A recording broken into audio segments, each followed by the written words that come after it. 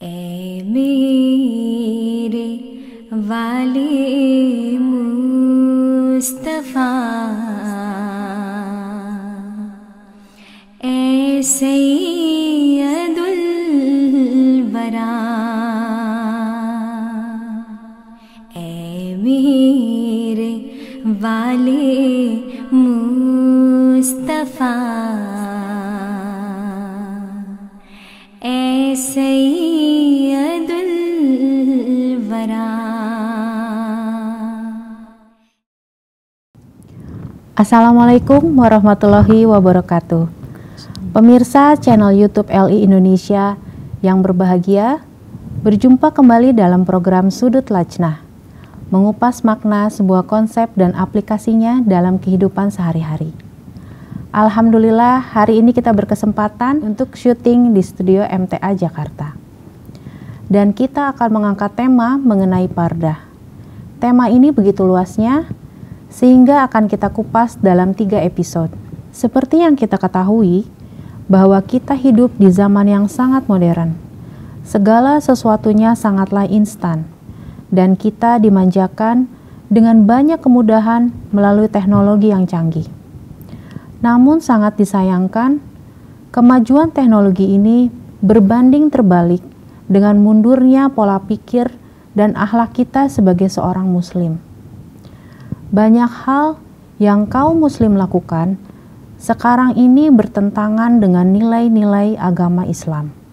Dan sayangnya, pelanggaran itu kadangkala kita tidak hiraukan dan dianggap sebagai sesuatu yang biasa.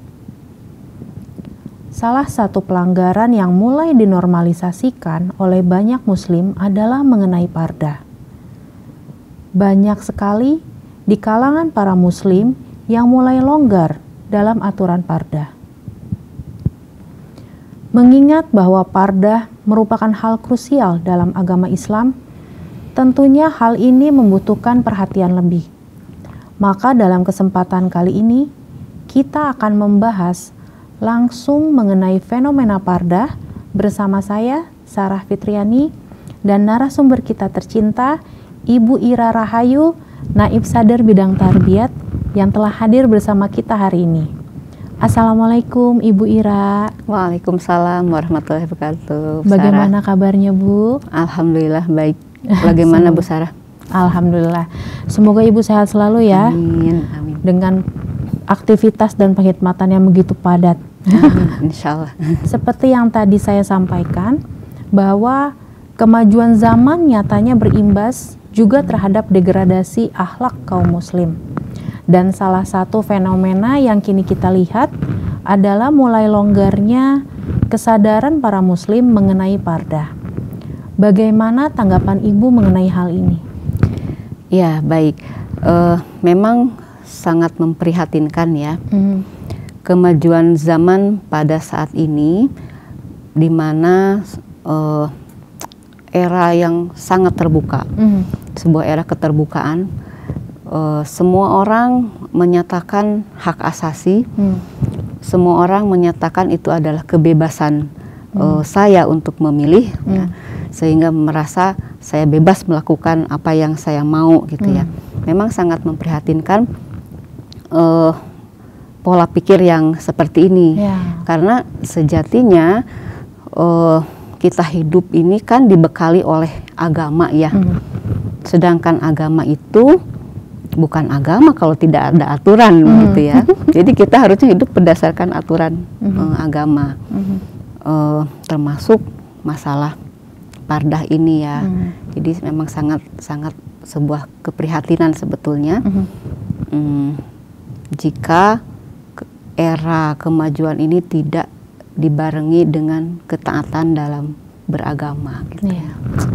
Masya Allah. Jika diperhatikan, kemajuan zaman ini juga berimbas pula pada cara pandang seorang muslim mengenai pardah ya Bu ya. Sebenarnya Bu, apa arti dari pardah itu sendiri? Baik, sebelum kita masuk ke pembahasan apa itu pardah, mungkin kita harus pahami dahulu masalah furuj ya. Sering kita mendengar istilah furuj. Jadi di dalam Al-Quran surah An-Nur ayat 31 itu Allah memerintahkan agar setiap pria dan wanita itu harus menjaga furujnya. Nah, jadi furuj ini adalah bagian yang sangat pribadi dari seseorang, atau biasa kita kenal dengan aurat seperti itu ya. Oh, itu furuj artinya itu ya? Ya, jadi bagian yang sangat pribadi dari diri kita. Nah, kita mengenalnya dengan istilah aurat ya, atau aurat. Nah, jadi setiap laki-laki dan perempuan itu wajib untuk menjaga furuj ini. Nah, jika kita membahas pardah ini hanya dari segi furuj, begitu ya, maka pakaian saja itu adalah sudah sebuah pardah, gitu ya. Kita tutupi bagian pribadi kita itu ya, tubuh kita ini gitu dengan pakaian yang baik. Nah, namun lebih lanjut Hadrat Masih Maud alaihissalam menjelaskan bahwa pada tubuh kita ini ada titik-titik gitu ya, bagian tubuh yang akan sangat mempengaruhi pikiran kita ya. Jadi contohnya adalah mata, telinga, indera kita lah ya, mata, telinga, ada hidung, ada praba gitu ya. Nah, jadi sebagai contohnya telinga, jika mendengar sesuatu yang tidak baik gitu ya, tidak seru, maka otomatis akan merangsang pikiran kita, dan itu akan melanjutkan ke bagian titik tertentu yang membangkitkan hawa nafsu. Pun demikian dengan mata, jika memandang sesuatu yang tidak baik, maka itu akan memberikan pengaruh buruk kepada pikiran. Nah, dari sisi itu, maka sebetulnya pardah itu luas, bukan hanya pakaian. Jadi pardah itu merupakan merupakan batasan. Jadi pembatasan supaya laki-laki dan perempuan itu tidak bebas berinteraksi. Jadi intinya pardah itu adalah membatasi antara pria dan wanita. Supaya apa? Supaya tidak berinteraksi bebas, karena pada akhirnya sebuah interaksi yang bebas itu akan menuju kepada keburukan. Nah, jadi Islam itu sudah sangat mengatur seperti itu ya. Oh, begitu ya Bu ya. Jadi pardah tidak hanya terbatas mengenai bagaimana cara wanita berpakaian ya Bu ya? Iya benar. Jadi Hazrat Khalifatul Masih Al-Khamis Ayyadatullah bin Nasiril Aziz pernah menjelaskan ya dalam sebuah kesempatan bahwa sesungguhnya Al-Quran itu sebelum menyuruh wanita berpakaian, cara berpakaian pada perempuan, yang pertama diperintahkan itu adalah supaya laki-lakinya menjaga pandangannya. Laki-laki dulu. Nah, jadi yang disinggung itu adalah laki-laki dulu. Bagaimana kewajiban seorang laki-laki gitu ya. Nah, setelah menyinggung kewajiban laki-laki, baru pada ayat berikutnya pada Quran surah An-Nur ayat 32 disinggunglah bagaimana seorang perempuan harus menjaga dirinya. Iya, udah berpakaian betul gitu. Jadi betul memang laki-laki pertama yang ditugaskan, baru setelah itu masuk kepada kewajiban perempuan. Iya. Jadi ini tugas bersama ya Bu ya, pardah itu ya Bu. Masya Allah, berarti pembahasan pardah tidak terbatas mengenai hijab saja ya Bu ya. Nah, namun sebelum kita masuk kepada topik pardah yang lain, sebenarnya bagian mana saja dari tubuh wanita itu yang harus dijaga Bu, atau yang harus tertutup? Yang harus tertutup ya, betul. Jadi ada dalam sebuah hadis riwayat Daud ya. Jadi Rasulullah SAW bersabda, hai Asma, sesungguhnya seorang perempuan yang sudah akil balig itu tidak boleh menampakkan selain ini dan ini. Jadi harus seorang perempuan akil baligh harus menutup auratnya kecuali ini dan ini. Beliau menyampaikan sambil menunjuk pada bagian wajah dan tangannya, telapak tangannya gitu. Itu jadi dalam hadis Rasulullah menyampaikan seperti itu. Jadi yang hanya boleh tampak itu hanya wajah dan telapak tangan. Jadi yang lainnya harus kita tutupi gitu. Masya Allah. Lalu bagaimana dengan wanita-wanita yang menggunakan cadar atau burkah? Apa itu artinya terlalu berlebihan jika melihat anjuran dari Hazrat Rasulullah SAW yang tadi disampaikan? Ya, baik. Jadi ini ada bimbingan ya untuk kita semua dari Hazrat Khalifatul Al-Khamis Edat bin Nasir Aziz di dalam bukunya yang berjudul Hijab gitu ya. Jadi itu disinggung, dijelaskan mengenai perlu tidaknya seorang wanita untuk menggunakan cadar gitu ya. Jadi memang di dalam Al-Qur'an itu disebutkan bagian-bagian tubuh wanita ya yang harus ditutupi. Namun ada satu hal juga yang disinggung di situ, yaitu mengenai kecantikan. Nah, jadi wanita itu dilarang untuk menunjukkan kecantikannya. Menarik nih, Bu. Ya, dan kecantikan yang dimaksud di sini itu adalah wajah, gitu ya. Karena mengapa? Karena kalau bentuk tubuh seperti cara berjalan, ya, bentuk badannya, gitu, tinggi badan kan itu tidak bisa diubah. Kita berupaya menutupi dengan pakaian yang rapih, tertutup ya. Tapi kan suatu hal yang tidak bisa, mau tidak mau ya seperti itulah tampaknya ya. Nah, tapi kalau wajah kan itu benar-benar terbuka dilihat. Nah, apalagi perempuan ini kan senang berias. Riasan itu jika dilihat oleh yang bukan mahram, nah itu bisa berpengaruh kepada pikiran. Maka jika seorang perempuan mengenakan riasan, alangkah baiknya dianjurkan untuk menggunakan cadar gitu ya. Dan ini kan sejalan juga dengan penjelasan Hazrat Muslih Maud radhiyallahu an bahwa pardah itu ya harus menutupi dahi hingga bagian bawah wajah dan sampai batas hidung, kemudian juga samping rambut itu kan harus tertutup begitu ya. Jadi penjelasan Huzur Anwar seperti itu mengenai cadar. Jadi dimana kita menggunakan riasan dan kita akan berinteraksi dengan orang banyak, tidak ada yang bukan mahram, pada saat itulah dianjurkan untuk mengenakan cadar. Iya. Jadi sebenarnya riasan atau biasanya kan kita menyebutnya make up ya Bu ya, itu dilarang bagi muslimah. Tentu tidak ya. Islam tidak melarang seorang perempuan ingin tampil cantik menggunakan riasan. Wajar kan? Wajar. Kalau tidak sama sekali atau kasihan perempuannya. Kan udah dari sana. Betul, intermezzo sedikit ya. Tapi ada kondisi tertentu.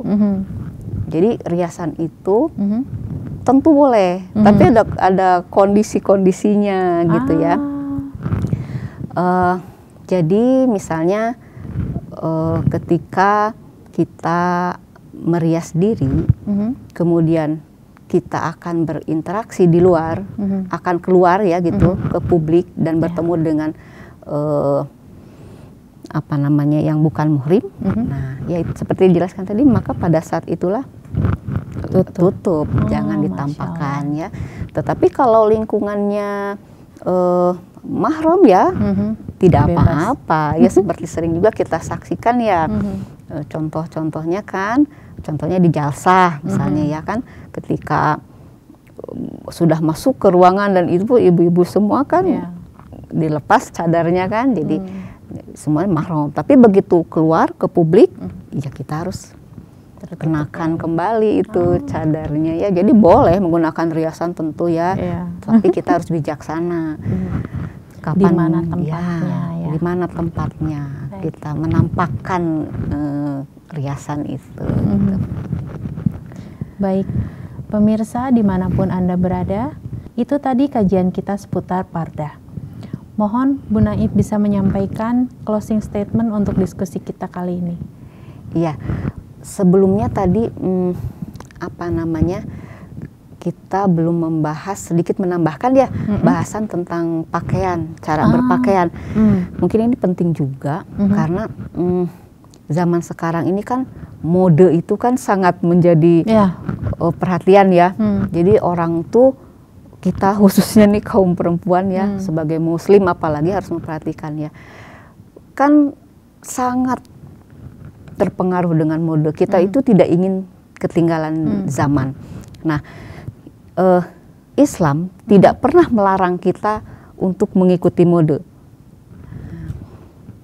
Yang prinsip yang harus kita pegang adalah sesuai dengan aturan Al-Quran, pakaian yang kita kenakan itu harus menutupi wajah, badan, tubuh kita dengan baik, menutupi lekukan tubuh dengan baik gitu ya. Jadi tidak ketat gitu. Betul. Ya, Bu?